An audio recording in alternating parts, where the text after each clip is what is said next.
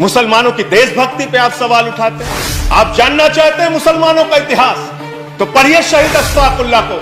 जब फैजाबाद की जेल में उनको फांसी के फंदे पर ले जाया जा रहा था, उनसे पूछा गया आपकी कोई अंतिम इच्छा, तो उन्होंने कहा कुछ आरजू नहीं है, बस आरजू है इतनी, रख दे जरा से कोई खाके वतन कफन पे। यह है मुसलमानों का इतिहास पढ़ लेना। लेकिन आपको तो दाढ़ी से आपत्ति हो जाती है, टोपी से आपत्ति हो जाती है। अच्छा हुआ आप 1857 में नहीं थे, वरना दाढ़ी रखाकर जिन उलेमाओं ने अंग्रेजों के खिलाफ लड़ते हुए अपने सर कटवाए, उनके बलिदान को आप शर्मिंदा करते। बहादुर शाह जफर के इतिहास को पढ़ लेना।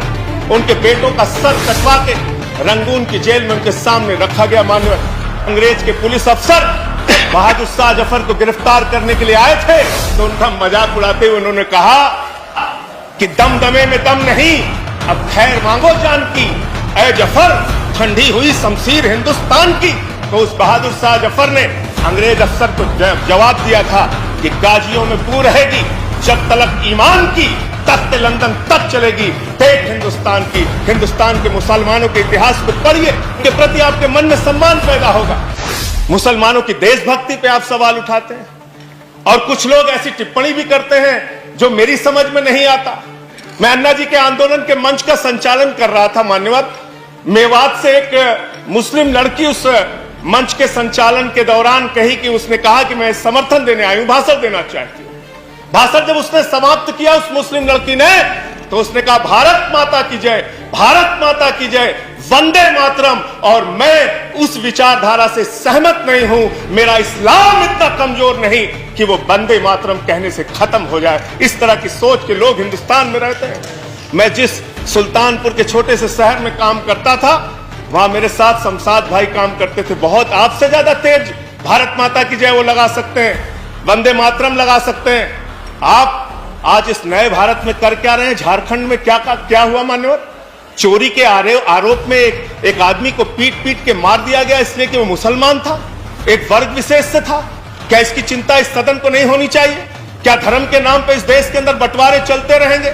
ये विविधता में एकता वाला देश है। यहाँ पे सभी धर्म, सभी जाति, सभी वर्ग के लोगों को सम्मान से रहने का हक है। लेकिन आपको तो दाढ़ी से आपत्ति हो जाती है, टोपी से आपत्ति हो जाती है।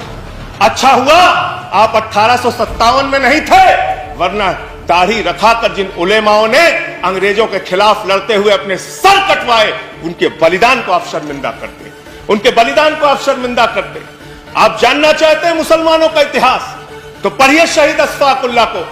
जब फैजाबाद की जेल में उनको फांसी के फंदे पर ले जाया जा रहा था, उनसे पूछा गया आपकी कोई अंतिम इच्छा, तो उन्होंने कहा कुछ आरजू नहीं है, बस आरजू है इतनी, रख दे जरा से कोई खाके वतन कफन पे। यह है मुसलमानों का इतिहास पढ़ लेना। बहादुर शाह जफर के इतिहास को पढ़ लेना। उनके बेटों का सर कटवा के रंगून की जेल में उनके सामने रखा गया। मान्यवर पुलिस के अंग्रेज के पुलिस अफसर बहादुर शाह जफर को गिरफ्तार करने के लिए आए थे, तो उनका मजाक उड़ाते हुए उन्होंने कहा कि दमदमे में दम नहीं, अब खैर मांगो जान की, ऐ जफर ठंडी हुई शमशीर हिंदुस्तान की। तो उस बहादुर शाह जफर ने अंग्रेज अफसर को जवाब दिया था कि गाजियों में बू रहेगी, जब तलक ईमान की, तख्त लंदन तक चलेगी, देख हिंदुस्तान की। हिंदुस्तान के मुसलमानों के इतिहास को पढ़िए, तो उनके प्रति आपके मन में सम्मान पैदा होगा। और ये दाढ़ी और टोपी से और वंदे मातरम लगाने से और अल्लाह अकबर कहने से किसी का धर्म अगर कमजोर हो जाता है, तो माफ कीजिएगा, आपका धर्म, आपके धर्म की व्याख्या बहुत कमजोर है। हिंदू धर्म जिसको हम मानते हैं, वो हिंदू धर्म तो कहता है वसुधैव कुटुंबकम, पूरा विश्व हमारा परिवार है। और हम आप भारत माता की जय लगाते हैं। आप भी जोर से लगाते हैं भारत माता की जय, हम भी जोर से लगाते हैं भारत माता की जय। लेकिन मुझे बताइए, दुनिया में कौन सी ऐसी माँ है जो अपने बच्चों में भेद करती है?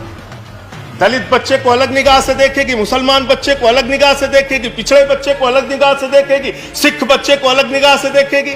अरे माँ तो वो माँ होती है जो अपने कमजोर बच्चों का ज्यादा ख्याल रखती है। भारत माता की जय लगाना है तो दिल से लगाइए। पूरे हिंदुस्तान में रहने वाले 130 करोड़ हिंदुस्तानियों का साथ दीजिए, तब इस देश का विकास होगा।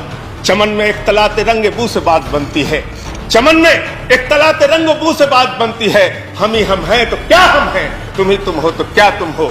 इस बदलिए, इस धारणा को बदलिए, इस विचारधारा को बदलिए।